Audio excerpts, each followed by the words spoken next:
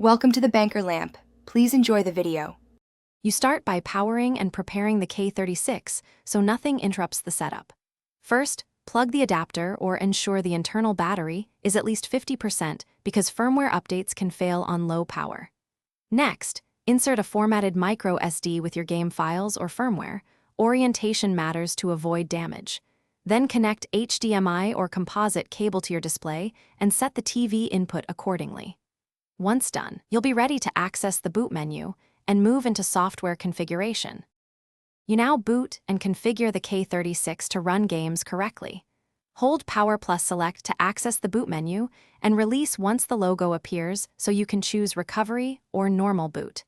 Then update firmware if prompted because newer builds fix compatibility. Make sure display resolution matches your screen to avoid stretching. Configure controller mapping so inputs feel natural. Finally, copy ROMs into the designated game folders on the micro SD and refresh the database so titles appear in the launcher. You finish by validating functionality and addressing common problems. Load at least one game and test audio, controls, and save states to confirm everything works. This prevents losing progress later. If performance lags, tweak emulator settings like frame skip or reduce CPU clock. Changes can drastically improve playability. If the K36 won't boot or shows corrupted files, reformat the micro SD and reflash the firmware. And make sure the card is fully seated and power is stable. This single troubleshooting step resolves most failures.